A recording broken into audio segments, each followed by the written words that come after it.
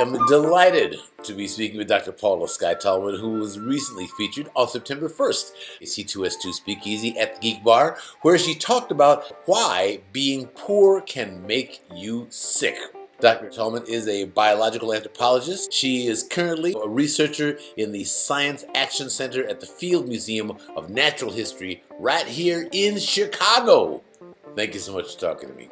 Yeah, thank you for having me. Appreciate it. So when you were at the Speakeasy at the Geek Bar, you were telling us about how being poor can make you sick. The impression that I got was that you were also focusing on how exposure to the white people will not necessarily make you healthier. That is definitely one interpretation, which I would say would be valid. I think the main point that I was making with my talk, which was situated in my research, which was conducted in the northern Peruvian Amazon with an indigenous group there, was that I was exploring how their relationship with missionaries and linguists who were from the United States but who were sent down to the Amazon to convert the indigenous peoples, how that had a lot of different effects on their lifestyles, some that were good and potentially some that were not so good. The idea being that in many places in the Amazon, for indigenous groups, there used to be an egalitarian ethic, meaning that there weren't so many social hierarchies within the communities, and especially not with money, since people didn't use money. But when the missionaries and the educators came in, they also wanted to bring in the capitalist model of production.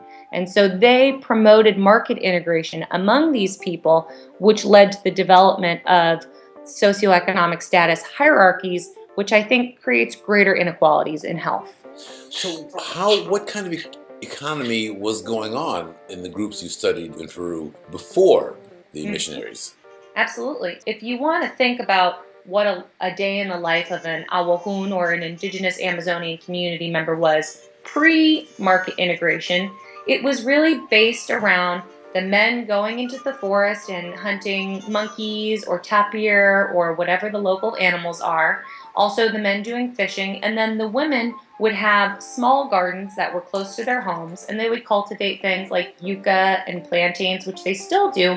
But 50, 60 years ago, what we saw in these gardens was there was a much larger diversity of crops. Now, people are only producing one or two crops to bring it to market, right? So we can think about how that potentially impacts food insecurity, because when you have people who were once sustained by the land and then you start to integrate towards the market, that takes away from the nutritional content that is available close by. And so now, instead of eating solely from the forest and from their gardens, people now are trying to make money so that they can purchase market goods, rice, bread, crackers.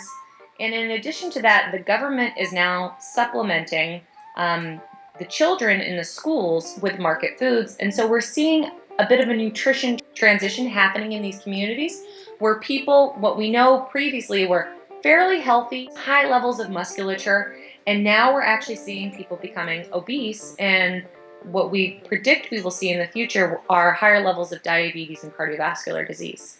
Fear not, beloved sibling, all is not lost for the Awahun. There's still good news from them, including about the impact of missionary capitalism on the roles of Awahun women. But for that, you'll have to join me next Thursday for part 2 of my interview with Dr. Paula Skye Tallman right here on this video sharing channel. And if you like this video, please like this video, subscribe, and comment. We're very interested. Do you think the blessings of modern capitalism are worth a few extra pounds of belly fat and some predictable social disruption? Please let us know. And after you've commented, feel free to check out some of our other cool videos of C2ST presentations or more science videos from me. Also, from me, until next time, you carry with you my wish that this is the best week of your life.